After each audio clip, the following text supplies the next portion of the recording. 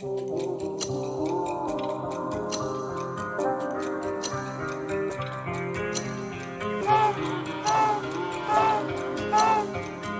up and down again, there's no discharge in the war.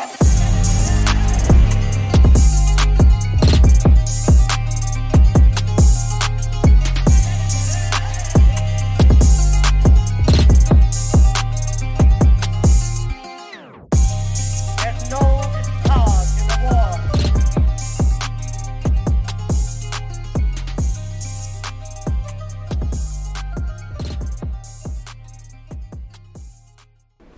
Welcome back, everybody, to another episode of Shepherd's Pie. I'm David. And I'm Tommy. We've been talking about, I wanted to start off here before we get into the topic, the structure of the show.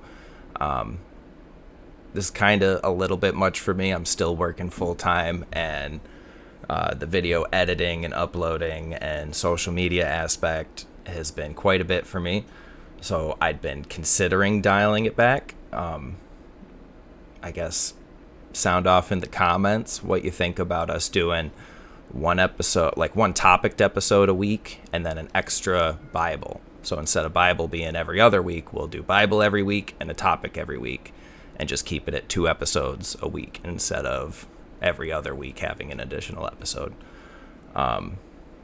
After having talked about that last week, Tommy, now all week I'm like, I don't know if I want to do it. I kind of want to keep us where we're at. Like, I like the pace we've been at.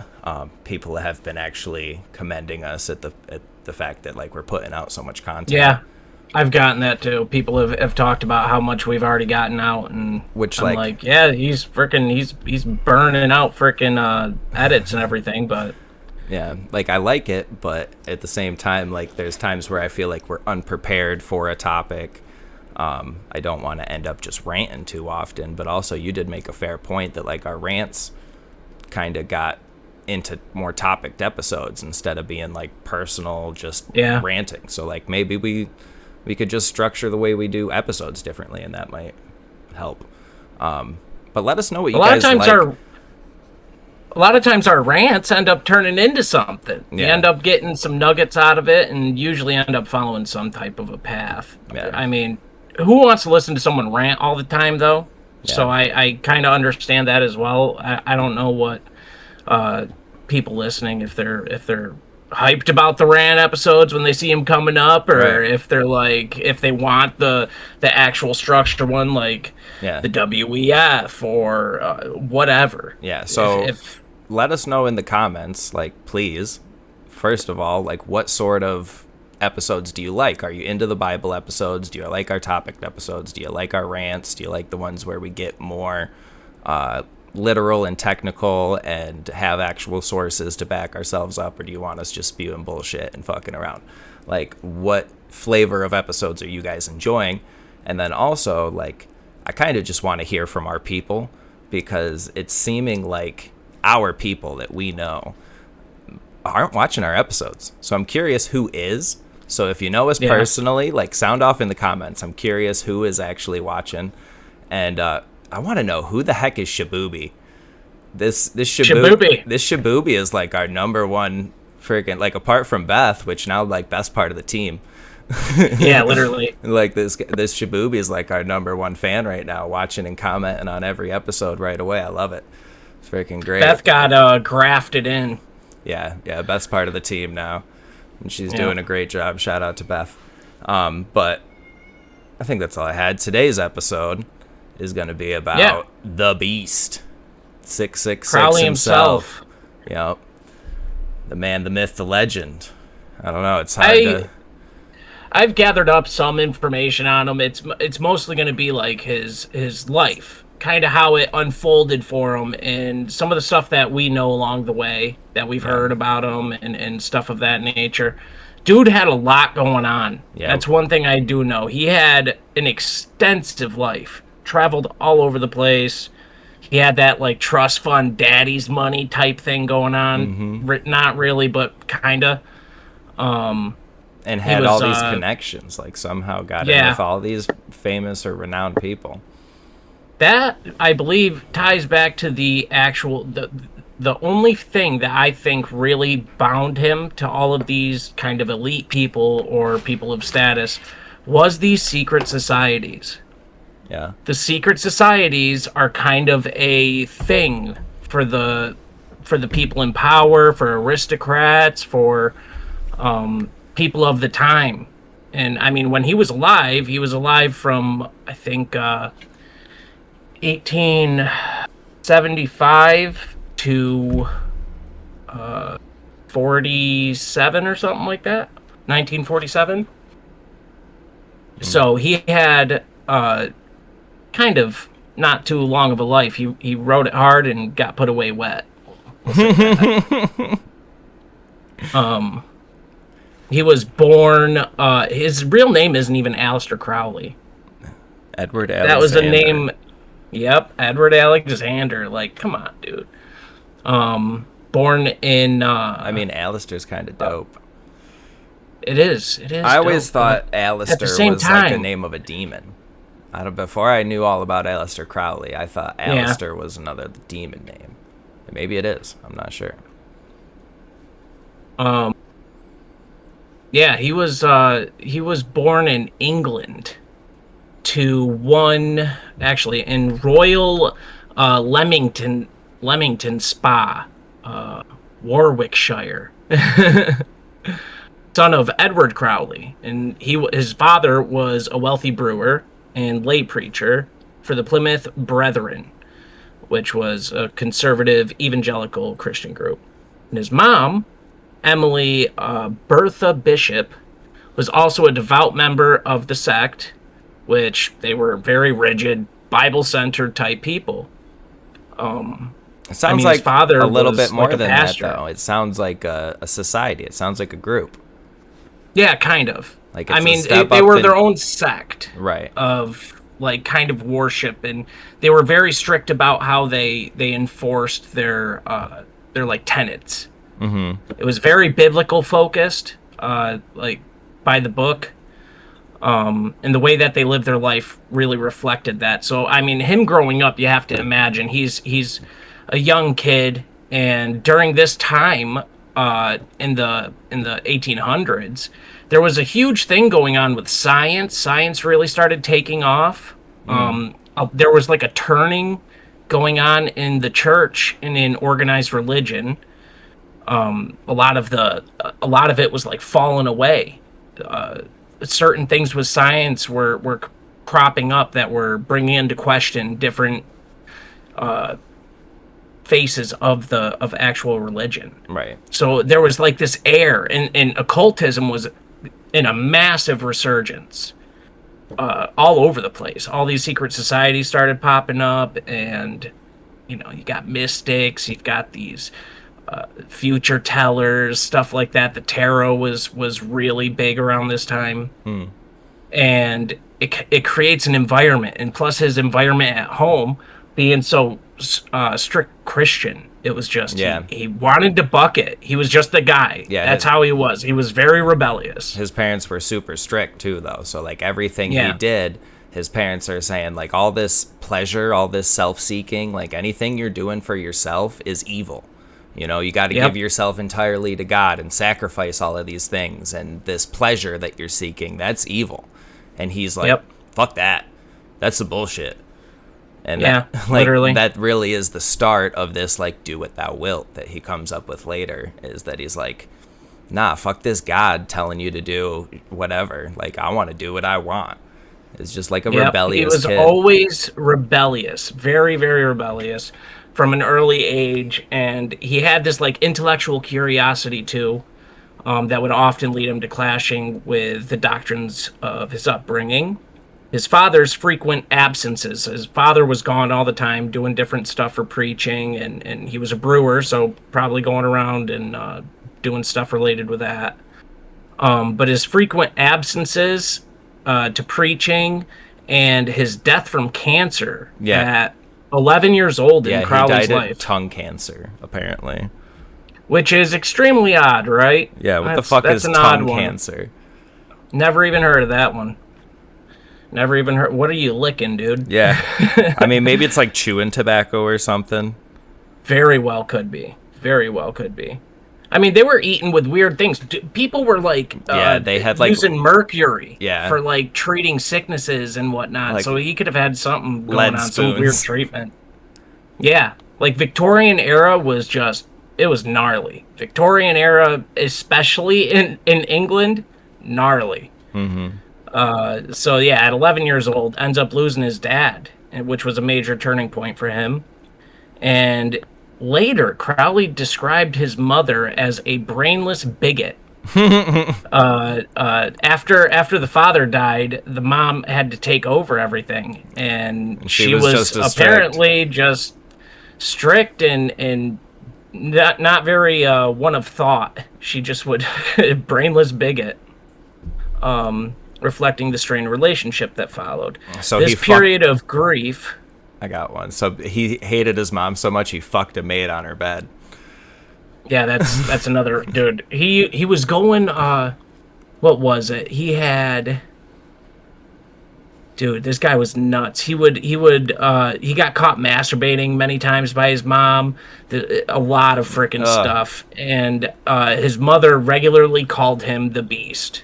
Yeah. Inspired by the beast from the Book of Revelation. Yeah. She thought he was evil. She thought he was the Antichrist. Yep. Maybe not genuinely, but like she thought he was so evil that that's what she called him. That's fucking crazy. Yeah, to call your kid the Beast is a little wild. And like as a kid, this is before he got into the occult shit, before he started practicing evil magic. Like he might have been. Yeah, it's just because he was defiant. Yeah, he might have been inquiring with her at that time, but. Yeah, it emerged after he began questioning biblical inconsistencies. So he was a little kid, just freaking his mom's trying to teach him the Bible, and probably very poorly. Right. It was probably just of a strict nature. And doesn't this kind of speak to something? Because we all know that there's that one kid that grew up with extremely hardcore biblical or Christian parents. And that kid ends up going crazy from it. Right. And there's something about that I think there's too much. There can be like a too much, or at least like an improper way of trying to translate that to your kid. Yeah. That could come off in a way that's extremely off-putting to your child. I mean, if you can't find a way to make it interesting and something that they can bite onto, then I mean, like they're gonna end up bucking it. Yeah, faith in God. I hate to call it religion, but like, you know, your religion should be a good thing. It shouldn't feel oppressive. It shouldn't feel terrible and horrible. And like, yeah, there's doctrine that we should follow. But like this punishing, this shaming, I'm getting more and more behind the shaming thing, but maybe we could talk about that a different time. But like the punishment and the shaming and this super strict Christianity turns people so far away from God that they start embracing Satan and embracing evil, even if it's unwittingly. Like, yeah, Aleister Crowley's like choosing this path, but now you see people leaving the faith they're born into, and they just go into atheism and unwittingly start practicing things that are of the devil. You know, they are time and time again described to be the tools that he is implementing upon mankind to wreak havoc. The service of self. Yeah. Yeah. This exact thing that Crowley's talking about. Do it thou will.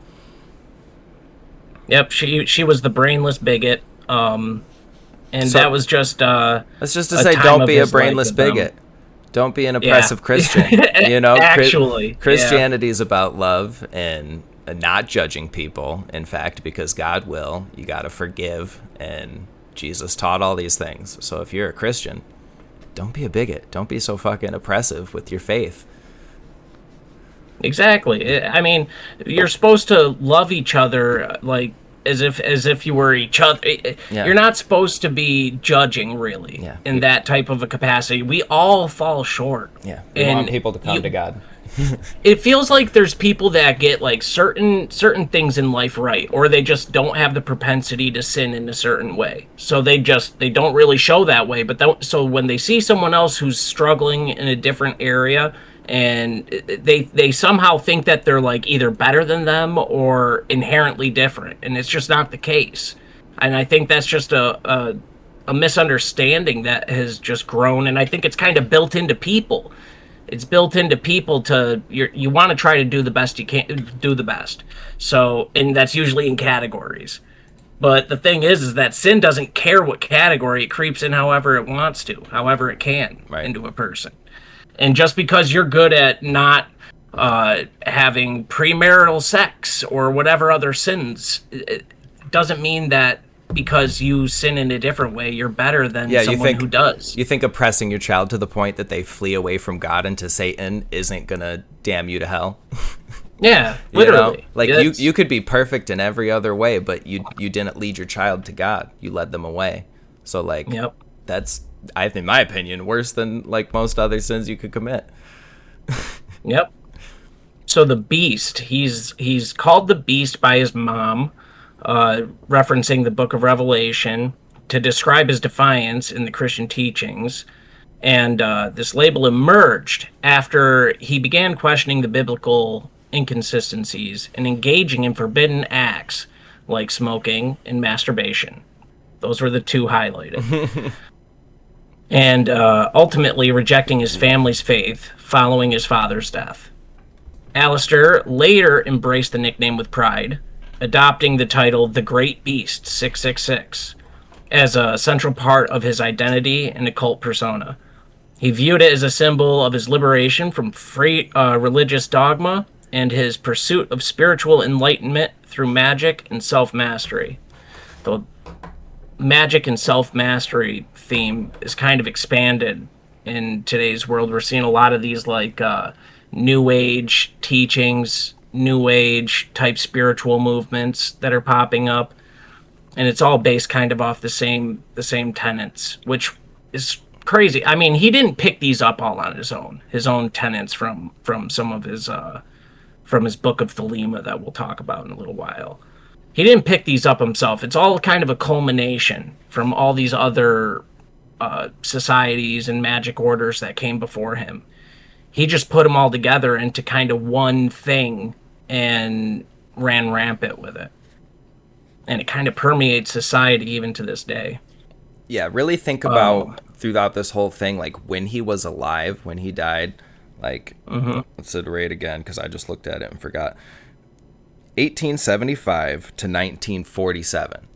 And what we notice throughout history is this changing of, like, essentially government elites taking more control and more manipulation and more soul out of society. You know, they're just running us into the fucking ground. This all started around that time. And you see the people that he influenced or the people that he was around were major pivotal people at that point in time. And then now, like Tommy's saying, afterwards, modernly today, we see people hearkening back to the things that he taught, the things that he preached, like almost following his religion. And nobody will claim that they do, but all these other things have qualities that tie back to, again, not necessarily what he came up with, but the connections that he made. All of these things that he followed. And so, like, yeah, it's not all to Aleister Crowley. Like, we're not giving him all the credit, but, like, people listen to him. He got this word out there very, very, like, he propagated it all over. He was a traveling salesman, really, for the occult. He went all over the place, just picking up everything new, joining different groups, and recruiting members. That was his, and he published a shit ton of books. He has a lot of books. Like the godfather of Western occultism. Yeah. Yep. He took all of the different areas and regions. You get Egypt, you get all the India, esotericism. Yes, from all the lands, and he kind of put them all under one umbrella and created a working and tried to make a system that was cohesive of all of those things, taking bits and pieces and core tenets and smashing them together into one Frankenstein occultism practice. Yeah. He definitely had some shit going on with it that I don't know. There's a lot of merit I wouldn't necessarily say merit, but it's like credibility to him actually performing shit that worked. It Yeah. seems like a lot of this stuff did echo out and reach society in a larger way. Yeah. And you look into it, and it'll say time and time again, like, oh, he tried to do these summonings, and he got upset because it never worked. But then, But I think it did. Yeah, it certainly seems like it did. I really think it did. Because, like, And just not in the way that they thought it was going to. I won't bring it up now. We'll bring it up later. Go on with your history. Okay. All right. So that's early life. Yeah, early life. He was just kind of like a crazy freaking kid, bucking his family's bigoted Christian lifestyle, and that just set the tone for him. And he goes to college, and after he goes to college, he doesn't end up finishing anything. He goes in for like philosophy, for like language and literature, like English and shit like that, and ends up dropping out. He met some people there, but not really super important for where the heck we're going. But after that, he ends up joining his first secret society, the Order of the Golden Dawn. And Which, like, what a society to be your first. yeah, That's yeah. like one of the tippy top. In November 1898, Crowley was initiated into the Hermetic Order of the Golden Dawn, taking the magical name Frater Perdurabo. So this is a thing with him. He changes his name all the time, and that's why I was irritated. That like the first time he changes his name, it's like, bro, come on. Like he does this constantly. He's always changing his name, and that leads like there's a lot of talk with him in like intelligence agencies, and it just makes so much sense when you realize like he's been kind of this spy guy his whole life, Right. just bucking his family and everything, and then going off on his own. And I mean, he was left a hefty inheritance from his father after his father died. He was, by all accounts, filthy rich, because it wasn't until like pretty much the end of his life that he ran out of any money. Right. So he was living off of inheritance his whole life. It allowed him to take up ritzy activities such as hiking. He would go around the world and hike up different mountains. He was a mountaineer. Yeah, and there was like no genuine reason for him to have gone broke. Like everything says that he just ran out of inheritance, which means like the whole time he wasn't establishing business ventures. He wasn't making money. Like he didn't know how to make money. It seems, at least. Like, I'm not going to assert anything. This is all just my opinion, but like... I think you could be pretty right about that, though, because he never took any venture into making money. Yeah, they don't talk about him establishing any sort of business or making any money or taking any donations. Like, it seems like he would, because he was within all those communities where that's the thing. But also, within the Hermetic Order of the Golden Dawn, it's a rule that you don't exchange money for secrets of magic. So there's, and like, that makes sense, you know? We don't see these people at the upper echelons exchanging money. They're exchanging power. They're exchanging secrets. They're exchanging other things, weapons, whatever. It's all about intelligence. So, like, yeah, maybe that's why he never had any money, because he was dealing in other things. And then when he stopped dealing in those things, he's like, fuck, what do I got now? I got nothing. Yeah. Real quick, could I just interrupt about, I want to establish real quick what the Hermetic Order of the Golden Dawn is. So, Hermetic Order of the Golden Dawn was founded in 1888 by Freemasons William Wynne Westcott, Samuel Lindell McGregor Mathers, and William Robert Woodman. It blended Kabbalah, tarot, astrology, and Hermeticism, influencing modern occultism through figures like Aleister Crowley and W.B. Yeats. It was a British secret society focused on occultism, ceremonial magic, and metaphysics. That's it. That's all I got. Founded in London, major force in Europe, occult revival. Mainly magic. They're practicing magic. And like this came out of Freemasonry. So when we talk about Freemasons being sketchy, shit like this is why. Yep, they're super sketchy. This is he just rapidly advanced. Like, he gets through this quick, too. Like, as soon as he joins the order, he's rising up quick. Yeah. And that Samuel Liddell McGregor guy, he was the temple leader at the time. and in a different area. He had to go to in a different area. Yeah, so Crowley was getting denied by all the people in his local sect. They didn't want him to move up because he was so dark, and they're like telling him no, they didn't want him to move up. So he goes to a different area, and that Mathers guy liked what he had to say, so he promoted him, and then he came back promoted, and they were pissed. Yeah. He's this Liddell guy. He's pretty freaking interesting too. I did a little bit of like background on him, and he's tied to the Enochian magic. Yeah. So this is where Aleister Crowley learns about Enochian magic. Was in the Order of the Golden Dawn. Mm-hmm. He learned it from this Samuel Liddell McGregor, because Edward Kelly and I'm forgetting the other guy. He was crap. He was tied John to the royalty. Yes, John D. They were the ones that created the whole system of Enochian magic, angel magic. They didn't coin it, or they thought of it, and then Crowley straight up made the language. But these guys were studying this angel magic, and we're gonna have to get into alchemy. We'll do a whole fucking episode on alchemy and talk about all these guys a bit more, because that's the legit magic, I think, that these people are practicing. And they're calling it angel magic to make it sound good, but it's fallen angel magic. So it's demon shit. Yeah. Anyway. Yeah, he had a systemized D and Kelly material with the Enochian magic.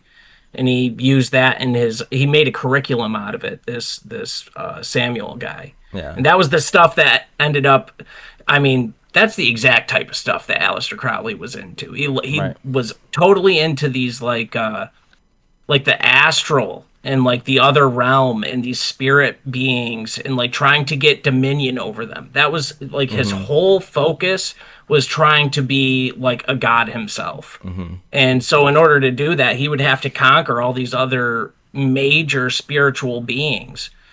Big demons, big time demons, his guardian angel. There's all sorts of different rituals he did where he was getting into stuff like that. And yeah, I wish it's had the name of the guardian angel.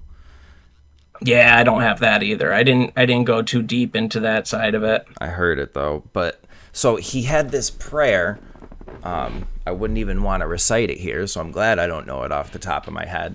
But he had this prayer while he was doing the magic. It was part of the ritual where he would invoke the archangels, and there was actually 4 that were named, and we only named 3 in our episode. So I do kind of wish I knew what I was talking about right now. So Raphael, Michael. Not Metatron. Metatron's an archangel. Okay, well, but they name him something different, but it's I'm gonna put in right here actually what he was actually saying, and essentially he's invoking these angels and God to look over him while he's doing these rituals, and this channel, the same channel, I'm not gonna shout him out because fuck this channel actually. That was talking about Jesus being a homunculus. Mentioned it in a previous episode. They teach people throughout a 3-part series how to astral project. And I was like, this is fucking dope. I'm going to get into astral projecting. This seems like the right way to go about it. And part of it was doing this same fucking prayer ritual that Aleister Crowley's doing, invoking the archangels to watch over you while you do it with God above. And I talked about this with my mother, who is the most faithful, spiritual, knowledgeable person on the subject that I know. And she's like, yeah, we don't pray to angels. We don't invoke angels. We don't tell them what to do. They're God's bidding. They do God's bidding. So any sort of shit like that is dark and twisty, and you don't want to fuck with it. And I'm like, all right, I'm not even going to fuck with it. And yeah, it turns out that same exact prayer comes from Aleister Crowley. Of course. I'm glad I didn't fuck with it. Yeah, he was highly steeped in all things esoteric and spiritually occulted. He was always trying to break through all those different barriers, and he was just trying to get power. And that's really what it all boiled down to, was having power. This Hermetic Order of the Golden Dawn It was it had two orders, or three orders, actually, my bad. The first order was focused on esoteric philosophy, personal development, and fundamental studies in the Hermetic Kabbalah, astrology, tarot divination, geomancy, and four classical elements. And it consisted of 5 grades. So there's like a tier list. They have these things super structured. And this is just like what all secret societies do. They all have these super structured, Right. compartmentalized. And we see that like even echoing into the military nowadays. The military is super compartmentalized, And the you World rise up Economic through the Forum and the ranks. government. Yep, it all kind of echoes from secret societies. It's wild when you start realizing how because when you're a normie and you're just kind of getting in, maybe dipping your toes into this shit, into the rabbit hole, you hear the secret societies angle and you're like, "Oh yeah, so there's just these people getting together and talking about crazy shit and they're just plotting over us." Like, it sounds crazy until you realize that there's knowledge out there that isn't given to everybody, that you actually have to go out and seek and like find it, and it gets hoarded in these little places with these, and who are the people that are interested in that? Usually it's not going to be your like peasants. Your peasants aren't concerned with trying to figure out that type of information. They're trying to figure out how to stay alive for the next like week, Right. because they got to pay their bills or they've got a harvest coming up. It's the elite. It's the people that have all their basic needs met Yeah. and don't have to worry about it. So they get to peruse the halls of what the fuck else to do other than just survive. And they fall into these different areas. You fall into the arts, you fall into science, you fall into religion and theosophy, you fall into all these things. And then it all ends up coalescing into these groups. And they want them to be exclusive. There's an air of exclusivity in these groups. Right. That you have to become a member, you have to get initiated, you have to do something to get into these groups. And that creates like a little brotherhood. And then when you get that type of connection with each other, I mean, of course, you're gonna have ideas about what the world is and how it works and what should be going on. And then you're gonna think you're smart enough that you have the answers, and then you're secretly connected and resource rich with this whole group of people. You're gonna do shit about it. Right. You're going to. It makes the most sense out of anything ever.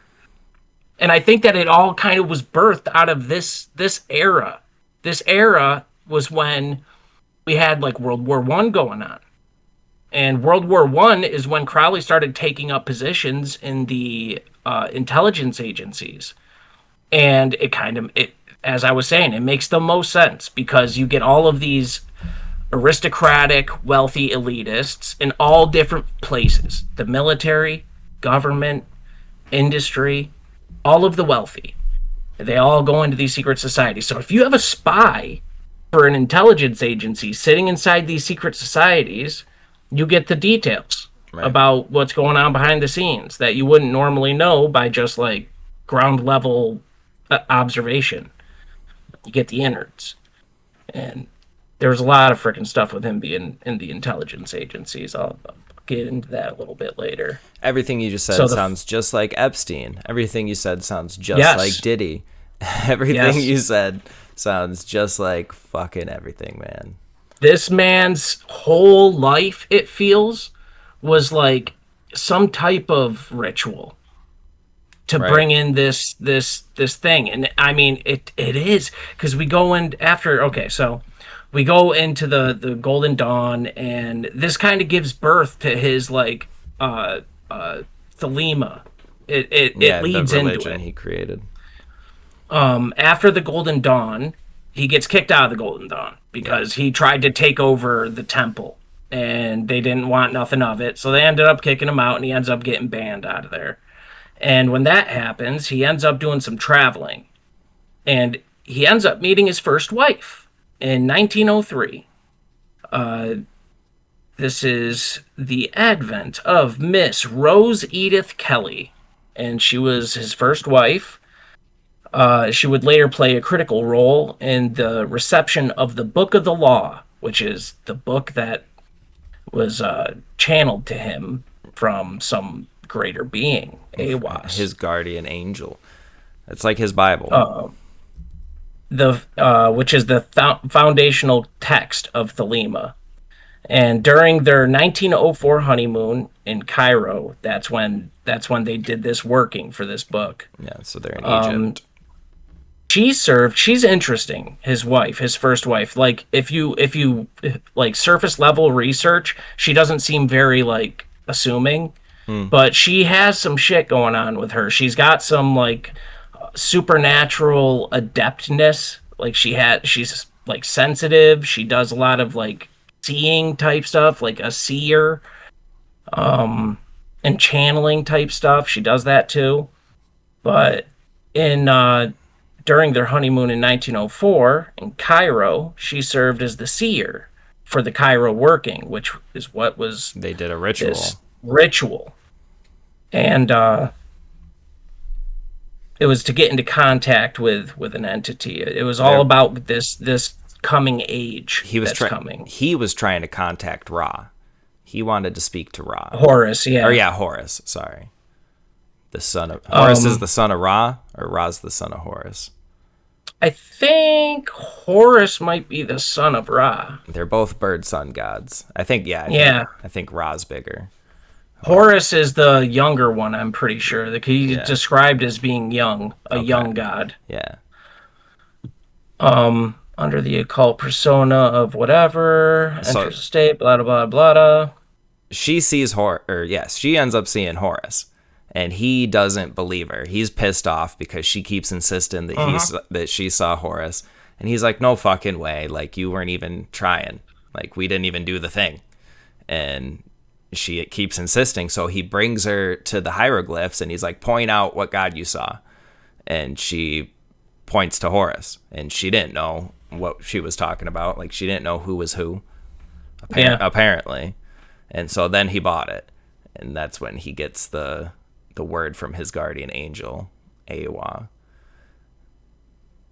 Her role, she played like a pivotal role in the emergence of Thelema with her contributions, and he downplays the shit out of them, just like you were saying. Yeah, he downplays her, and I think that's why she's not really super prominent in like the surface level research, because he downplayed her too. He's like, oh, I don't think she knows what she's talking about. She's just saying something, but she was tapped into something. She was tapped into Horus, or Aiwass, which is a minister of Horus.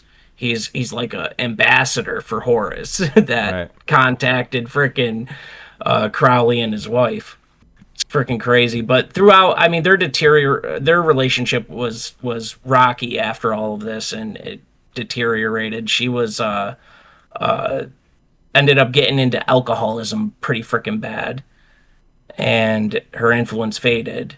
But her symbolic presence endures in Thelemic lore as a vessel through which new religions,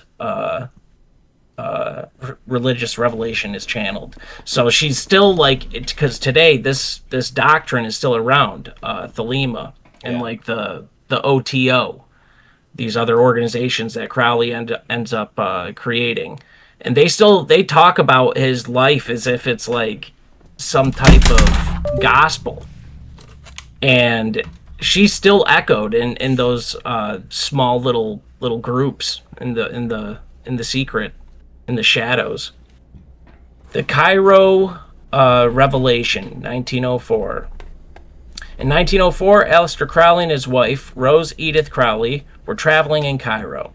During the trip, Rose began entering a trance-like state and insisted that an Egyptian god, Horus, wanted to communicate with Crowley.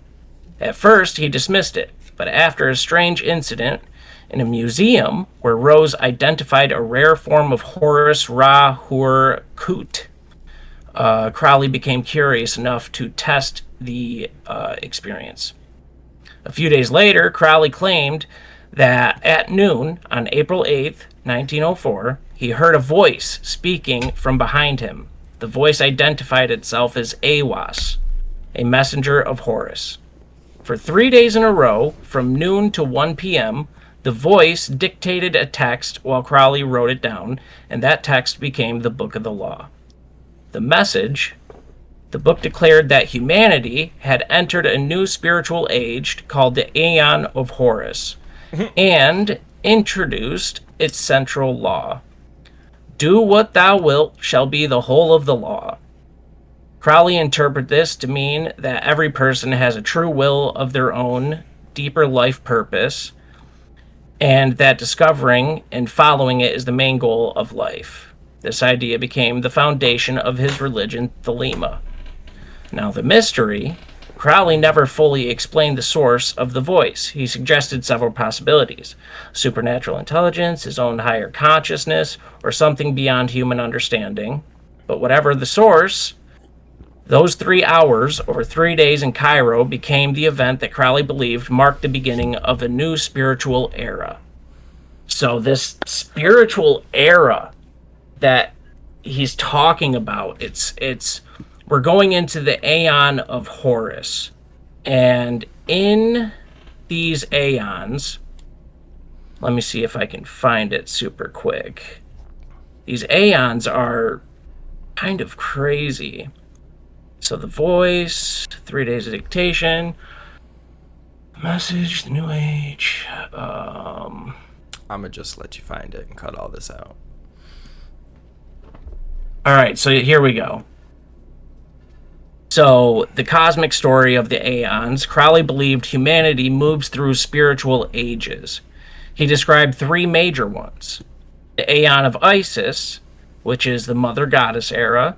Humans lived close to nature. Fertility religions dominated. So that's like the older, much older, more tribal. You see that in ancient religions. They're always worshiping fertility gods. They're as close to nature as you can be. Yep. And then there's the Aeon of Osiris, which is patriarchal religions, sacrifice, guilt, and obedience dominant. Crowley associated this with Christianity and similar traditions. So he's classifying the whole age of Christianity to be this Aeon of Osiris. And he believed us to be moving into this next Aeon, the Aeon of Horus, which is the New Age. The individual becomes sovereign. Authority moves from external gods to the self. And Crowley believed this age began in 1904 when he received the Book of the Law. And that's freaking nuts. Well, the spiritual goal is about self-mastery. And what were you going to say? I was going to say we can see that.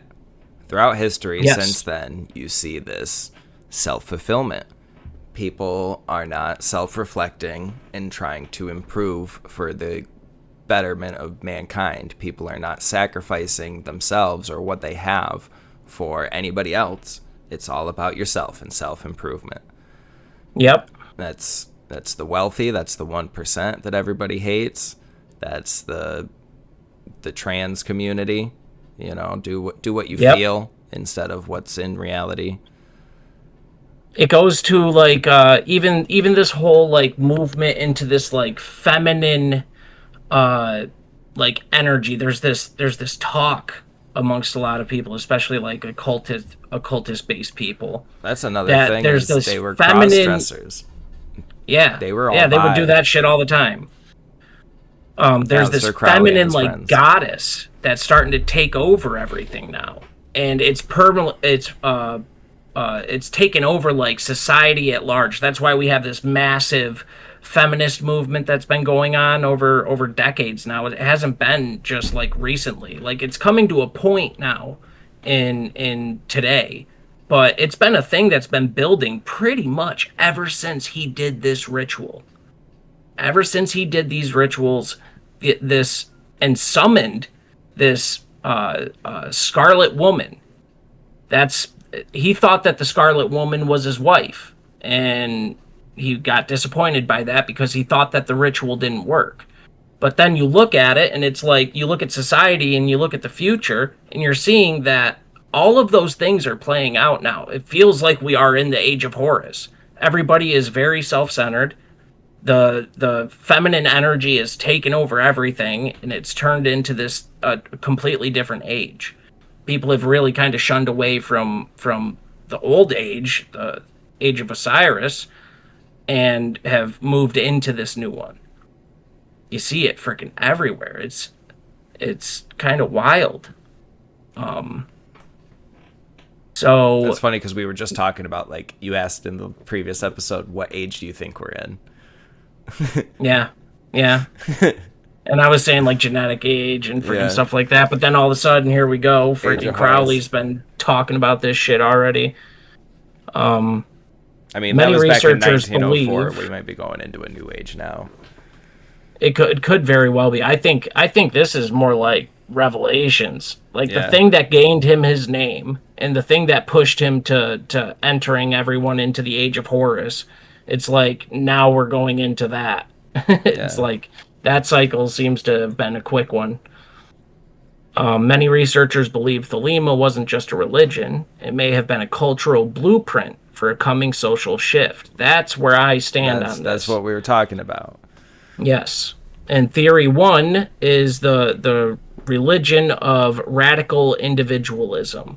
Crowley's philosophy basically says old authority systems collapse. So check. We've got that going on. The church was collapsing for like the past 100 years now, and all sorts of different places of authority have just kind of died. They haven't been propagated. They're not what people are seeking anymore. Individuals become their own law. So this goes into like everybody's personal truth. Yeah. Everybody has their own truth. Like that's a saying that really bothers me nowadays.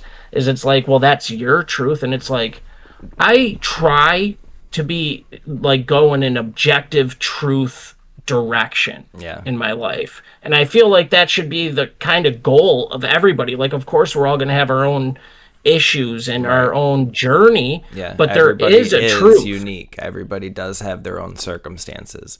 But Yes. you can talk generally about everybody. You can talk generally about boys or girls. You can talk generally about different races, because guess what? They have factual things that line up. You can see Yep. it. It's provable. So sorry if it hurts your feelings when we talk about those things, but stats, statistics, facts don't lie. Yeah. There's there is an objective reality. There is. And for everybody's individual truth to be right is just not, it's not a thing. I mean, if your truth lines up with the objective reality, then sure. But if your truth is there is a spaghetti god in the sky and he's telling me to eat babies, Right. then I mean your objective truth is insane, first of all, and it doesn't line up with everybody else, so it's not really a truth, it's more like a delusion. First of all, And Pastafarians don't believe in eating babies. We know that. Sorry. Yeah, Pastafarians yeah. didn't mean to hurt you. Pastafarians Didn't mean to hurt your feelings. Pastafarians can freaking try to think a little bit harder, because that's mean, like the wildest thing I've ever heard. I don't in know my if there are existence. actually any Pastafarians, but that's a funny one. Ugh. But also, I was going to say, like, you're able to live your individual reality, you know? And that's where I come back to, like, that I'm embracing the shame thing a little bit more. Like, we as a society, we're like, don't shame people. Be nice to everybody. Let them live their own individual reality. And it's like, we're letting you live your own individual reality. The thing is, don't push it onto other people. You're not going to make me say and do certain things about it. And, like, you were and always have been fine to do you. Like, you go ahead, Yep. do you. There's gonna be a cultural backlash a little bit. Like, we as society definitely need to improve about how we treat people. But, like, that's part of it, you know? When you're outside the cultural norm, when you're doing things people disapprove of, even if it's totally fine, like, you're gonna get some fucking, a little bit of shame, a little bit of backlash. Yep. And 1000%.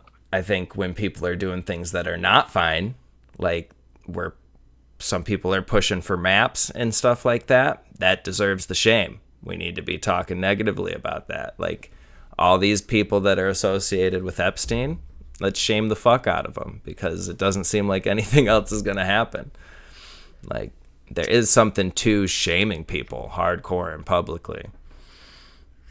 It creates the deterrent, at least, because everybody wants to be socially accepted. So, I mean, if you're doing something that isn't socially accepted, as long as the society itself is in a good place, which is tough right now because it's so torn, it's tough to kind of gauge that out based off of society. Now, if you base it off of something higher, then, I mean, you never kind of get led wrong. But it basically boils down to society just being torn so far apart right now. It's tough to pin down exactly what the heck's going on with it. Like today, we've got this thing going on with personal identity is being held like sacred, and you see that same theme going on with this like trans shit. So with the trans shit, it's like they're holding their own personal identity as sacred, and like the way that they're preaching it to others, they're trying to get that as an established societal law. And that lines up perfectly with this Age of Horus thing that Crowley was trying to usher in. This do what thou wilt shall be the whole of the law. It lines up perfectly. And it's crazy to me how it's been echoed. How it's actually the ritual and this guy going through these things and writing down a book that is supposedly given to him by a lowercase g god, by a god. So what do we understand these gods to be? Demons, or fallen or Nephilim. Yeah. Or all of them above. And they have ruinous designs for humanity. They don't want humanity to succeed. They want us to ruin ourselves because they do not like God. They don't like the fact they can't come back to heaven. They hate that, and they hate the fact that Jesus came here and died for us, and we have a ticket to heaven if we want it. Even if we do sin, we still have a ticket there if we can fully believe in Jesus Christ's sacrifice and find forgiveness for not only ourselves, but for others that have done us harm. Right. We get a ticket. They don't have one. They're pissed off, and they want to ruin us. Yep. And they're talking in people like Crowley's ear because he holds himself open to it. Yep. He doesn't hold He's on to looking for God that and power. like, yes, and they will give it to you. And that's what we see today, like the Epstein thing. They're talking, all of these upper class people and elites, they're talking about frickin' sacrificing children. They're talking Right. about worshiping Baal. Or Hollywood, you Like- see everybody with a dead loved one that died mysteriously as soon as they Yes. got super popular. Dude, it's part of the ritual, because the ritual will give you the power, but it also leads to the ruin. Yeah. It's a ruinous thing.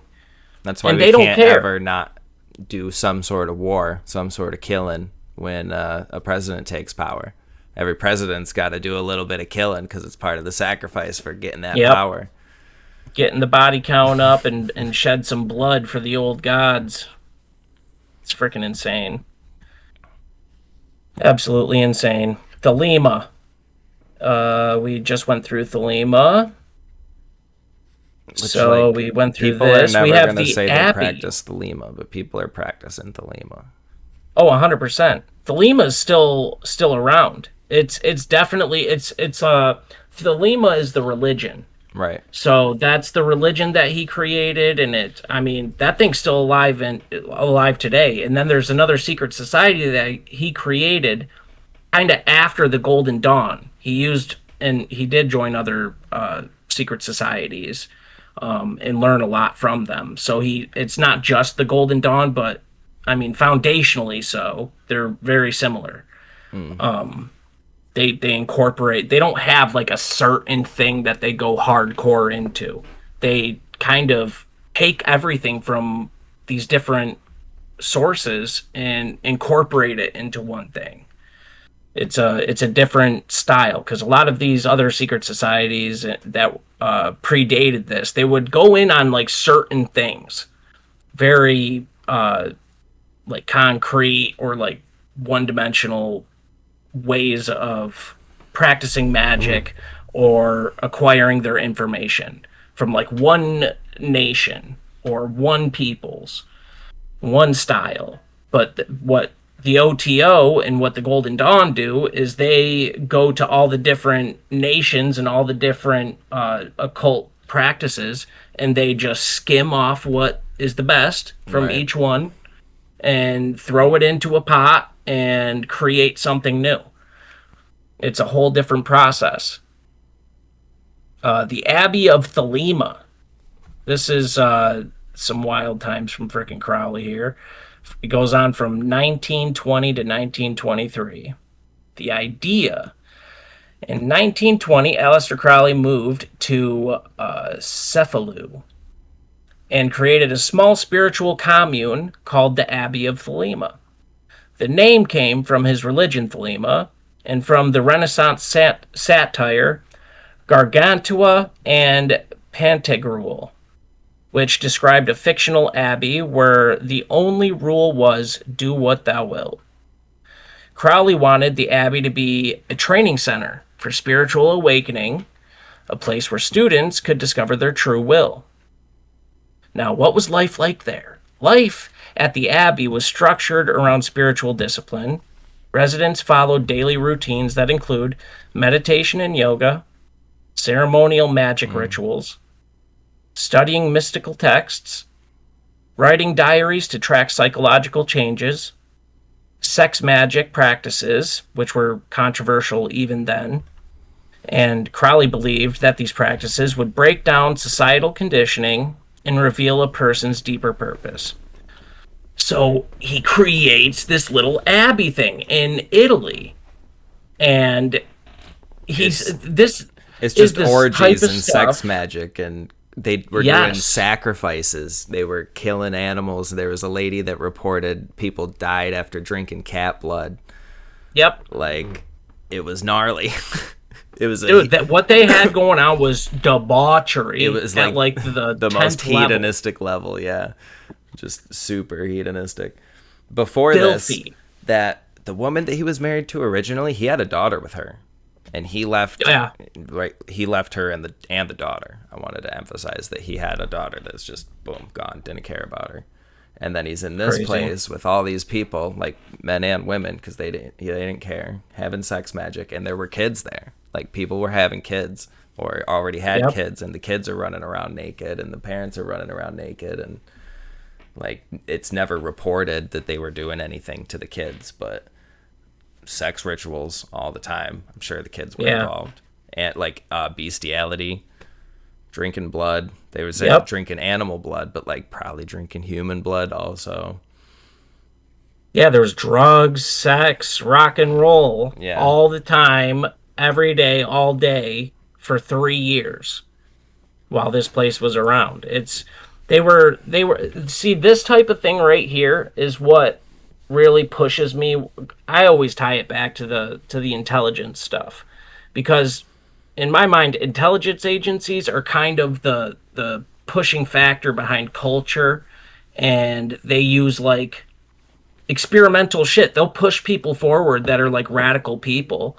They'll push them forward, fund them, or get them networked up with other radical, strange people in the same direction, and they'll put them together and see what happens, and then kind of reap in whatever resources or benefits spawn from those interactions.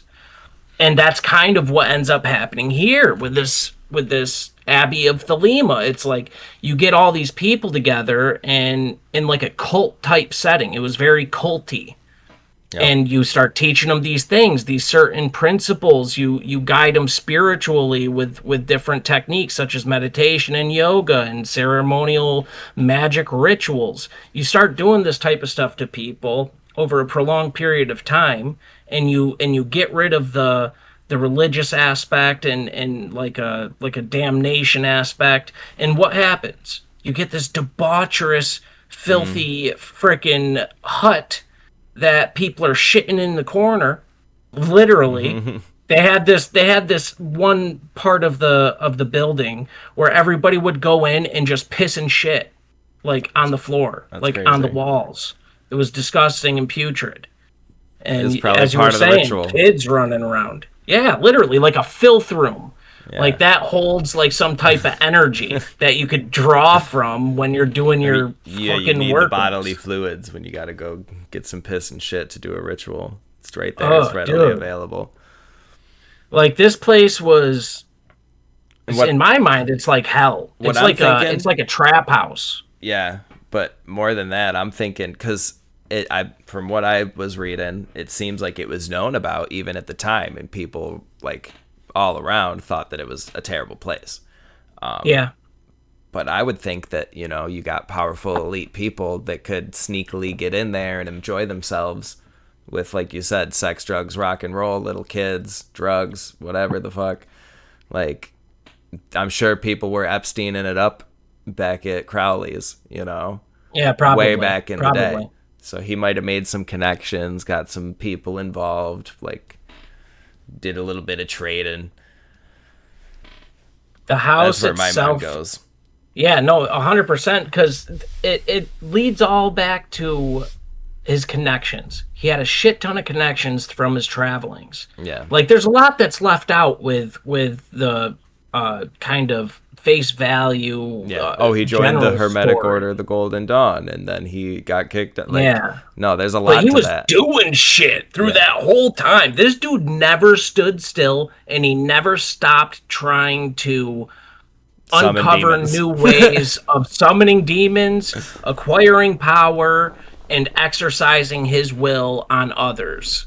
Like, it wasn't just self-mastery. See, that's what he tries to preach in Thelema, is that this is supposed to be some type of self-mastery religion. This text is supposed to teach you spiritual self-mastery, except it never was that for him. Right. It was always to have that power over others. And that was the quiet part that he never really said out loud, but he demonstrated through everything he did.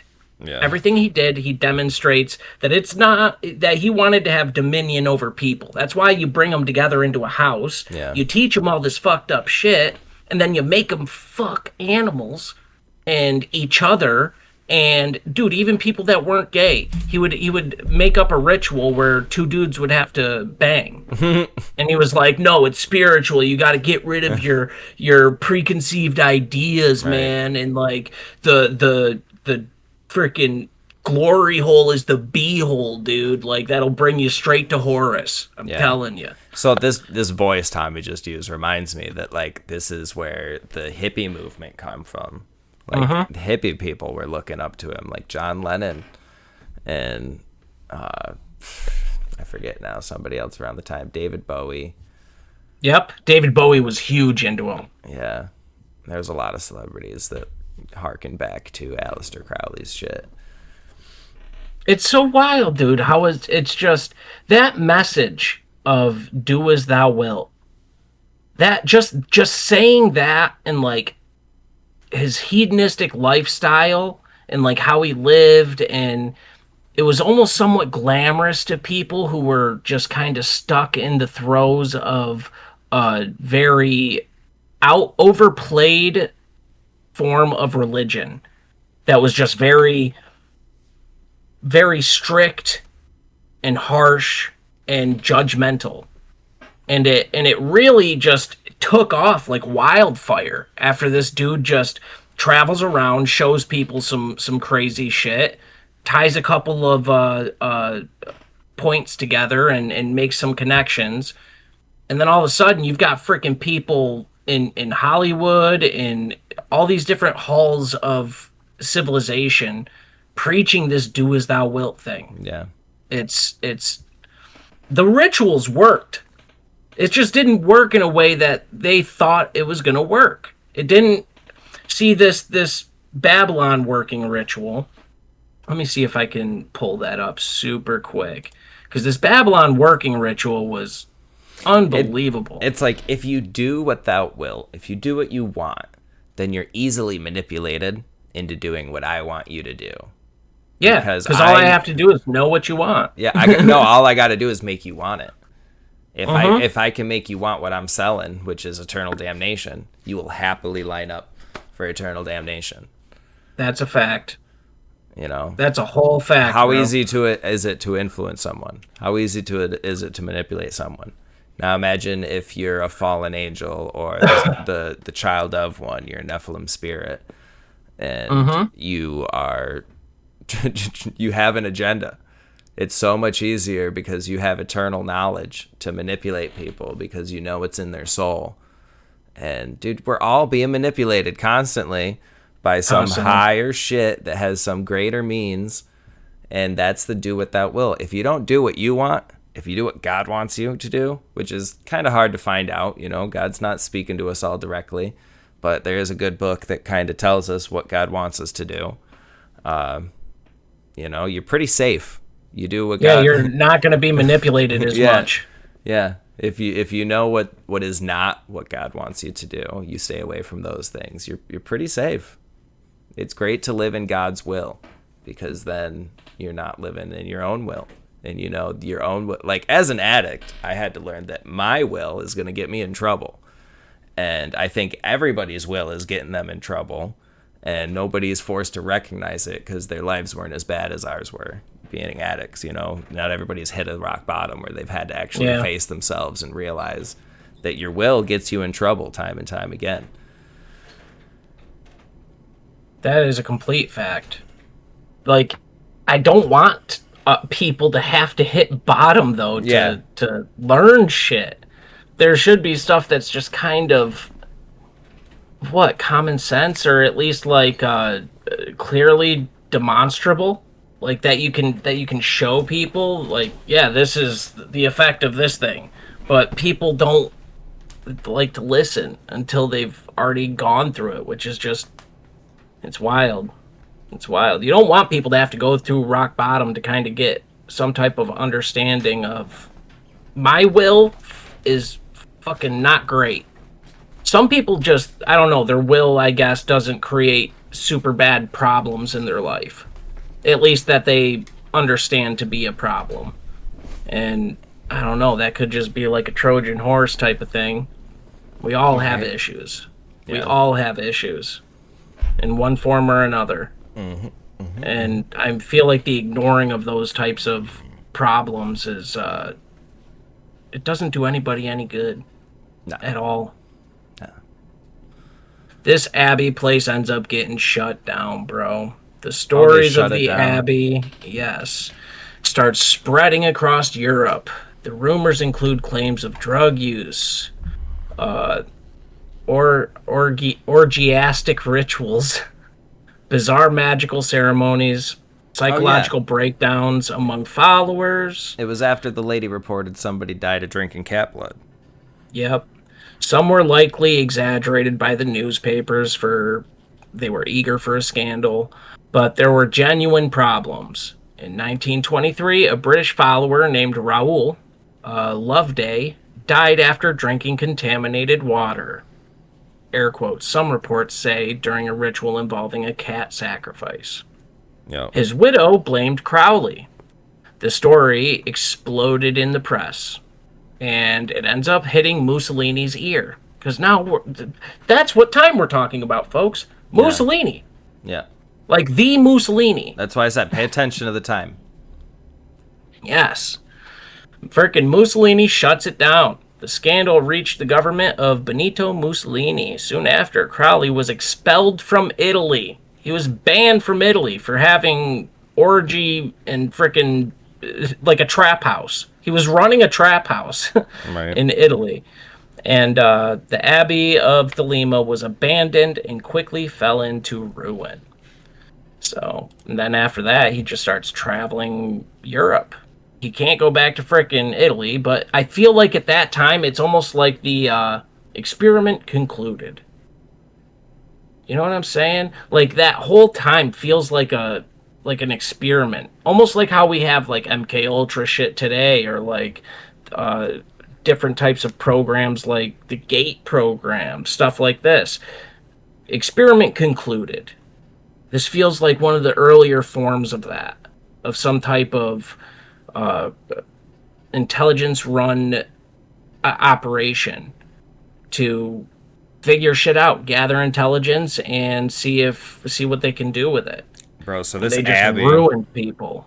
this Abby looks so fucking crazy. It looks like a concrete trailer. Yeah. And from what I heard, it was still vacant, unoccupied, and like ruined. But now I'm seeing that somebody had purchased it 1960s to 70s. Two brothers. Dude, there's people that are like literally obsessed with this man. They are so obsessed with him. Like there was a place. We have the Loch Ness story. Yeah, with that whole thing. I had to look it up because I got it confused with that property. His property at Loch Ness was purchased by Led Zeppelin's guitarist. How crazy is that? Yeah. It's because people want any sort of fucking taste of that they can get. They got the faith.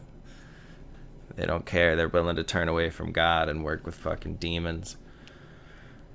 And did you know that Aleister Crowley and what's his name? Jack Parsons? Yeah. Guy that created Scientology. Oh, no, Jack Parsons was the NASA guy. L. Ron Hubbard was the Scientology L. Ron guy. Hubbard. Yeah. See, there's just too many names that get them all confused. Crowley was deeply connected with both of them, actually. They were students of his. Yeah, and it's like the Scientology thing, we have the scandals of modern day.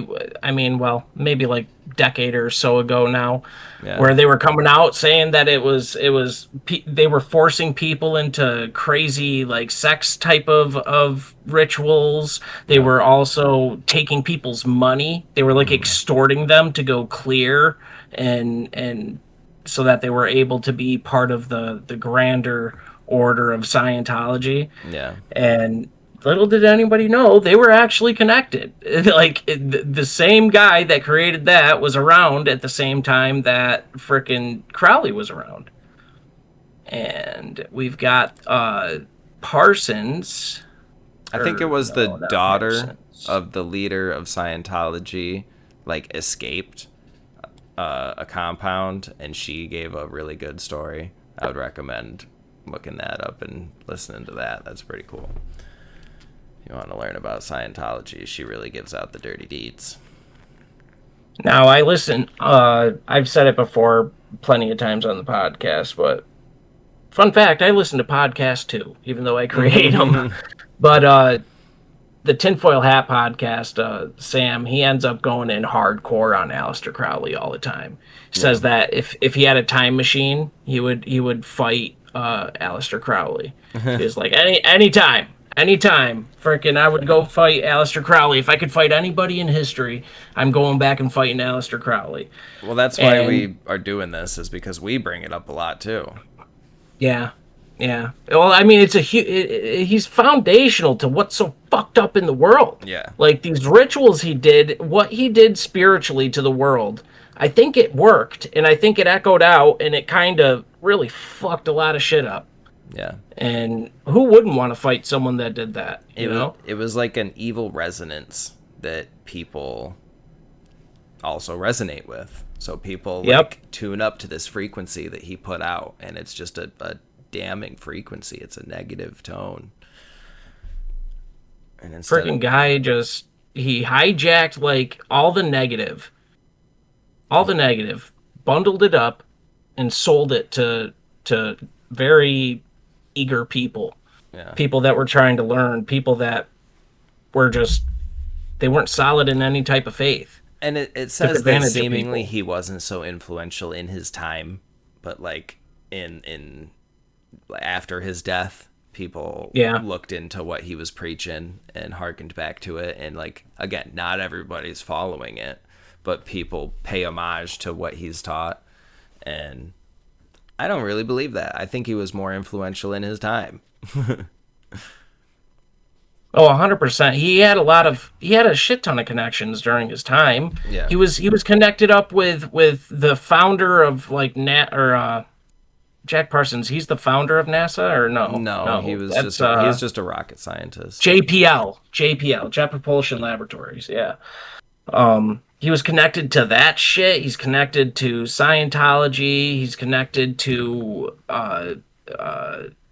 dude, so many people that are like massive heads of modern society, like the sectors of modern society.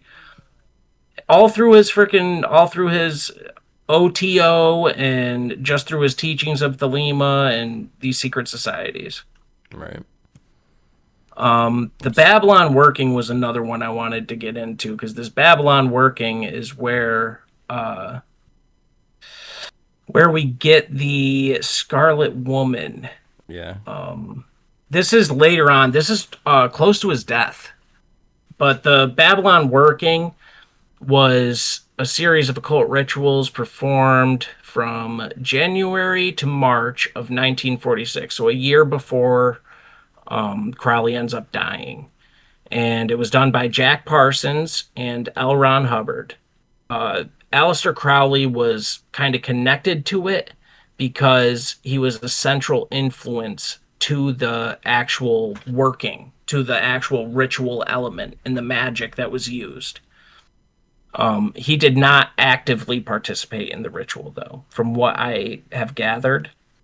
The Babylon working key elements. Its purpose was to manifest an incarnation of Babylon, the Thelemic goddess representing the divine feminine, the thing that I've been talking, this energy, this spiritual zeitgeist that has stormed the earth ever since this working. And it shows up everywhere. I mean, everywhere. Women got the right to vote after this. Frickin' the feminist movement. We had like the hippie movement. Like a lot of these masculine features and pillars of society.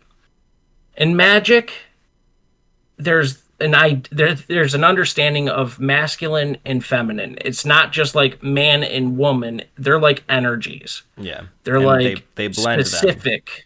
Yes. Or they'll extract some out, like they'll take masculine energy out of something and really push more feminine into it, or whatever. They'll shift it around however they want to accordance with their will, whatever they want. Baphomet was the first transgender. Yeah, literally, freaking titty goat man. Yeah. It's just crazy to me that this Babylon is this feminine energy that they wanted to actually birth into the world as like a person. That's what their main goal was. They wanted to have a embodiment of Babylon come into the world. It's like I'm glad that didn't happen, at least to our knowledge. But the purpose was to manifest an incarnation of Babylon, Thelemic goddess representing divine feminine, the Scarlet Woman. It did happen. And that's what we talk about all the time, is that this shit that's going on, everybody in charge, it's like they're practicing and doing Babylonian shit. It's like they're trying to bring back these Babylonian gods. They're trying to... Yep. In the days of Noah. You know, like... It's literally.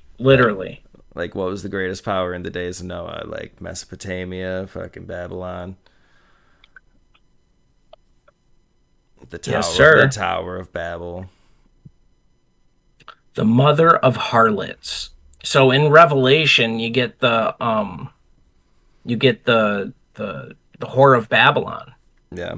And that's who they're trying to manifest here. Right. In the Babylon working is the whore of Babylon. So that's like trying to send us into Revelations, which, I mean, look at where we're at now. We're kind of there, which is freaking nuts. Mm-hmm. It's all leads together from this freaking douchebag. And we've mentioned this before too. This red lady, this whore of Babylon. It's this divine feminine figure. It's this goddess that is like Artemis and Isis and like all these female, like the top female gods, you know, and I just lost what I was thinking. Yep. She's the same. That's what I got. She's the divine feminine. Oh, I is was what gonna, you're saying. I was gonna tack on like Mary, like how the Catholic Church treats Mary. Like we've said A that. perversion. We've said that in the past. Yeah. Like what does Satanists love to do? They like to invert The Statue of God's Liberty. order. Yeah, there you go. Another thing too. Like freaking dude. That's like actually Lucifer though. Yeah. Like that's not even a woman. That's a man dressed as a woman. That's that masculine and feminine mixture that's going on. That's what we're kind of talking about. Yeah, it's freaking insane. It's everywhere. Once you like learn about this type of shit, you see it everywhere. It's literally they tapped into like primal like fundamental shit, the forces of nature. That's what magic does. Is it through symbols and through rituals and certain knowledges. Yeah, he's not casting fireballs. To tap into shit. Yeah, we're not saying manipulating fireball. society to achieve an end. Yes, and it happens consciously. Like it happens in people's minds and through their consciousness. That's how magic works. It affects reality on a grander scale than what you're really used to. Like people's rudimentary understanding of magic is whatever they've seen on Harry Potter or frickin' Wizards of Waverly Place type thing. Right. Where you just say, I'm invisible and you're invisible. Or I cast a fireball, there's a fireball. It's so like input, output. Yeah. But like when you do magic on a scale that's like Aleister Crowley's level, it's like input. For years. Yeah. At a certain alignment of the stars, which is even an input of itself. And then the output is like a 5-part fractal. Yeah. that not only happens now, it ends up retrograding. So it doesn't go just here now in the present. It goes future, and it also happens in the past. It's a crazy thing, dude. If you learn about quantum mechanics, you start freaking figuring some of this shit out, and it's unbelievable what reality really has going on. It's crazy what they call science. Yeah, because it's really mostly magic. Yeah. So we're all wizards going to school anyway. Yeah, right. Where did he go after the Abbey? After the Abbey, I'm not entirely sure, because after the Abbey, I was going to the Babylon working element of it, and I was going to go into the ritual a little bit. I don't really know exactly. I didn't get to the end of his life. I didn't get to the end of his life, unfortunately. I mean, this is as far to the end of his life as I got. 1946. I mean, he dies in freaking 47, so it's this is right before the end of it. Yeah, he lost all his money. He was really broke. Yeah. He ran out of his inheritance. He was super addicted to drugs. A woman helped him get clean. They got married. He had kids with her, or I think 2 kids. I don't know. Had a couple kids with her probably, if not at least one. And allegedly, like, this turned him around. He realized that, like, being self-sacrificing, caring for others, family is what's more important. So even, like, in the end, it seems like even the beast realized what's actually important. Yeah. But, I mean, I kind of have a Isn't that kind of like something that we could... I would like to believe that. Yeah. I would like to believe that. Yeah, you get to heaven, you see Aleister Crowley. He's like, yeah, man, I turned it around at the end, you know? Like, I always believed in God. I was just trying to work with demons, and, like, I had my family, and Jesus saved me. It's like, nobody teaches it. I was pissed off. I've been watching all the history. Nobody teaches that Jesus saved me. Like, that would be amazing. Aleister Crowley up in heaven. I wouldn't hate him at that point. It's like they didn't tell you. They didn't tell you I was like locking demons up like Solomon, and they got fucking Solomon right there. It's like, Solomon, you should be in hell too. And it's like, nah, man, I love God. I gave myself to Jesus. You know what would be crazy too? You guys were working with demons. Yeah, literally. What would be crazy too is like if he had this whole life and this whole direction of like need to taint the culture and future humanity, do these rituals and get these grander spiritual beings to kind of take dominion, to Right. like take the front stage.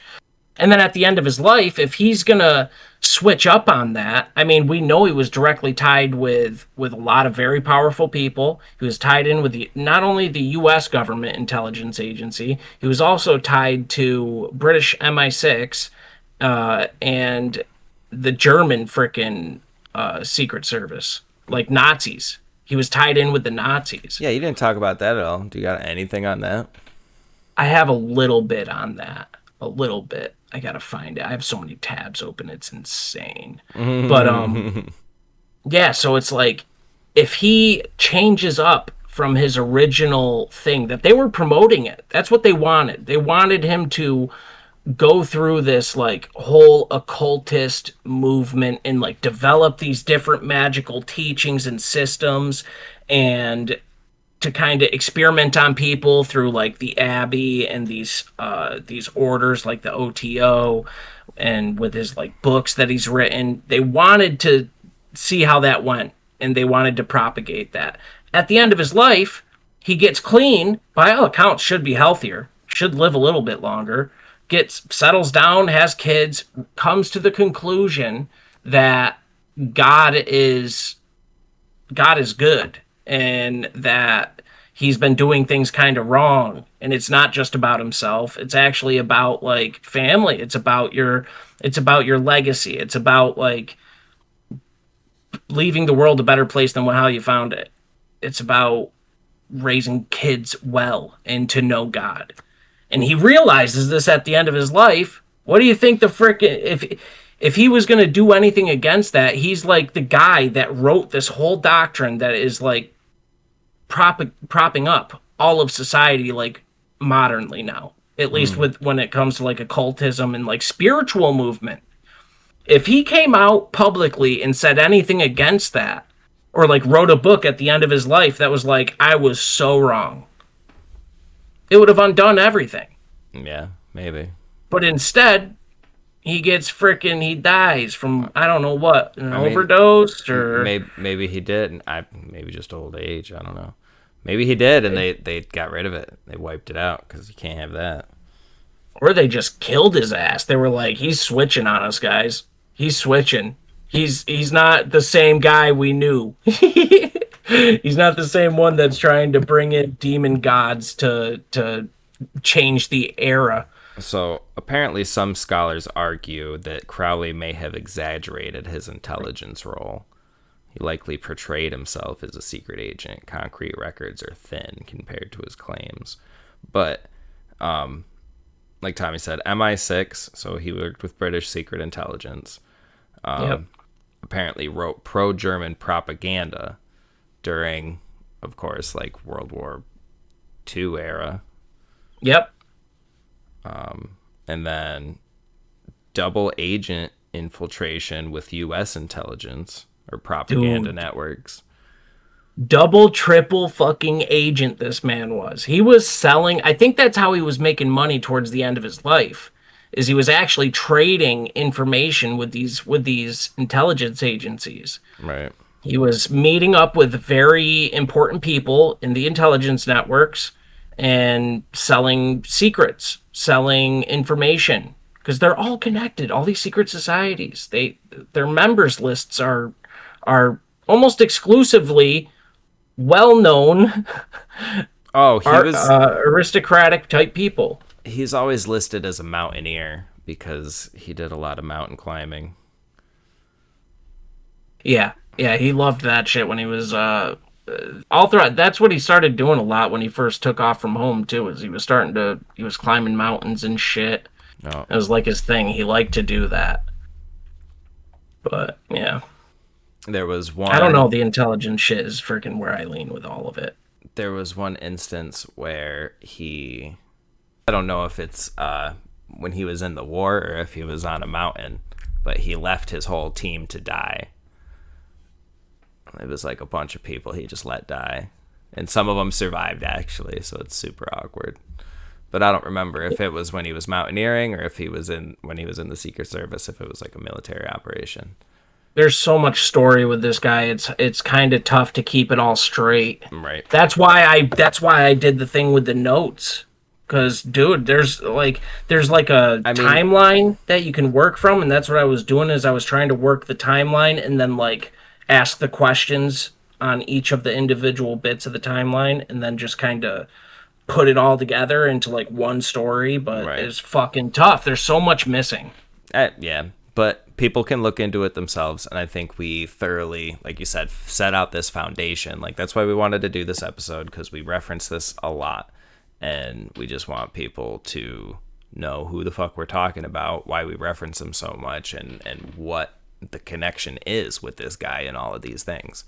And I think we put it through our filter, our lens, and got enough out there. If people want more information on Crowley, let us know. Maybe we can do a part 2. Encourage you to look up shit yourself and do research, because, expand your mind. You learn more when you do it yourself. Dark magicians run the world. Yeah, for real. Dark magicians run the world, people. And that's kind of like the precedent that I like. That whenever I bring up Aleister Crowley, it's always in that sense that it's a couple of cents. It's like the connection with the occult and like intelligence, the connection with secret societies and the elite, and then also that dark magicians hold power in our world. And it's like there's always been guys like this doing shit like this. Like you even see in the Bible back when Moses is trying to get his people out of Egypt, and he's performing miracles in front of Pharaoh that are being done by God, turning the staff into a snake, making it rain frogs. Like, he's performing miracles. The magicians, because Pharaoh has magicians, it says in the Bible. Same thing as Aleister Crowley. They're magicians. Same thing as all the royal maguses, like these mages, these alchemists that work for the royal families in the century before Aleister Crowley. Like, there's always been these magicians that are leading powerful people, that are actually controlling and manipulating how things are going. There's always been dark magicians at play. Aleister Crowley was just one of the more recent, more renowned ones. Exactly, dude. Exactly. These guys, the magic is real. Yeah, now the dark magicians are Michelle Lamy, Marina Abramovich, fucking Epstein. Dude, like Peter Thiel even. Like a lot of these tech guys, it's moved into Silicon Valley. There are connections that I was not able to I wasn't able to really go as hard as I wanted to on this, because this is like months of research to really do this a thorough job and like hit all the things. And then it would also be like a freaking 3 or 4 part series that I'd have to do of like maybe an hour and a half or 2 hours for each video. Well, we can really cover this guy. This is, if you guys like it, extensive. Yeah, exactly. You guys let us know.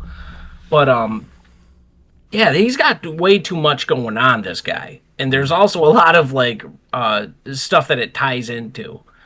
His reach was pretty vast for being in the age before cell phones and the internet. Yeah, and his message echoed through time, like still being hearkened back to. Yeah. Like you were saying, with the cake, with the Marina Abramovich thing. Like that's another thing. People are still doing his practices. We didn't even get into Loch Ness. We'll get into some of these stories. We'll get into them. We'll have another episode at some point going into some of the more like fabled stories about this, and some more maybe speculation about some of his writings and his systems of magic. Maybe we'll be able to kind of expose a little bit about how it was working for him. Yeah. And some of the actual writings that he had. Because they claim time and again that it wasn't working. Like, did 3 years of sex magic at this abbey, and oh, I forgot to say, I wanted to describe the sex magic. Like, he thinks that during orgasm, you are at your closest point with, like, the fabric of the universe, with God, with creation. Yep. So you have more magical ability. You have more of an ability to manifest your intention or your desires when you're having sex, when you're orgasming. And so that's how the sex magic is working. Don't do it. Yep. Don't do it. I had, so because I'm a sex addict, I had to focus on what I was thinking about during sex, because sometimes my mind would stray and I'd think about porn while I'm with my wife, and that's wrong. You know, I got to be focused on my wife. That's fucking dirty. So I'm reeling it in, and like I realize how, like, maybe this all has to be cut a little too personal, but I don't know, when I control it and be more present, I'm like trying to, like, I actually do think about God. I'm like, thank you for this person, this experience. And like, I'm intentionally trying to create people now. I'm like, I want a kid. I want this to be the time my kid is conceived. Like, I could remember this as the time my kid is conceived. It's beautiful. Like, it's a more organic moment, you know. That's my intention with it. And anything else I feel like is dirty. Like, yeah, I guess sometimes I'm trying to just get it and have a good time. But like, even then, like, remain present, remain focused. Don't let other weird desires and intentions cloud your spirit, because what if he's right, you know? What if the sex magic is as powerful as he says? And then every time you're doing that, you're fucking hurting yourself. Yeah. Yeah, the sex, that, see, he went to, he learned a lot from frickin' India. He went to India for a while. Yeah. And that's like one of India's like foundational things. We get the Kama Sutra. Yeah. And that, it goes into that, and like these yoga practices and everything. And it's yeah. And it seems like yogic practices with the breathing and shit, and like doing it at the same time you're coming, and it's supposed to be some type of manifestation. Like India was highly influenced by like some sexual gods. Like, you see the 100%. statues. When I see the statues from India, I'm like, damn, they got the sexiest statues. Yeah, they're always titties out, freaking something going on. Yeah, it's freaking wild. They look like plastic surgery titties. Like, these women look like the women do now. Like, they look like they got BBLs. They look like they got fake tits. Yeah, it's crazy. And dude, the population of India being like one of the biggest in the world. Yeah, right. It's insane how many people are there. You know, it's kind of like it is run by like fertility type gods. It's got that type of spiritual dominion over the land, over the people. They just freaking produce like rabbits over there. Wow. It's like explosive growth. When you're Hindu and you worship those gods actively today, I mean, it makes sense if they flourish over there. Yeah. Yeah. Like polytheism. It's like whatever you give your active over there. Yeah. And like whatever you're giving your worship to. So like you get all the people down at the bottom of society. You get the regular Joe Schmo, because in India there's a caste system.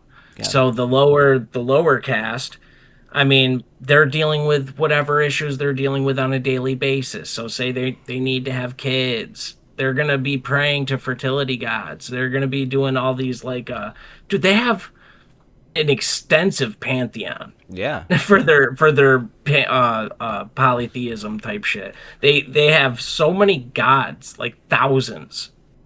I don't even think there's a select number. I think they can literally just create new ones. I think they just, if they find something that they're like, oh, enough people, we built a temple, we made a ceremony around it. Even their gods are having sex and having kids, so they just, oh, this is this god's kid. Yeah, the god of this. Yeah, isn't it weird India's when wild. Like people can just come up with the gods instead of the god coming up with the people? I think that it's one and the same. That's where, because the tether is consciousness, and we have a spiritual being. And so, like, people thinking that they're coming up with a god, I don't think that they're coming up with a god. I think the god is showing themselves to the person. and that it comes through and whatever. They think they're sitting there, their mind's open, they're in their imagination land, and they're thinking of a god. It's more like they're tuning into the expression or the being of that god. Whatever you're creating, it already exists, or you're being like guided into that direction. I mean, they gotta still be like, if the Nephilim were, or if the fallen angels were creating Nephilim, do you think maybe they're still able to create more? So like new lower G gods are popping up still, or do you think it's just set at what there is? I think that they are very shifty. These fuckers. So I think they can wear whatever hat. They can shift their form. They're like, what are jinn from Muslim or Islam? The jinn. They are Genie. Described as smokeless fire. Right. So they're like an amorphous, like they're like a shifty thing.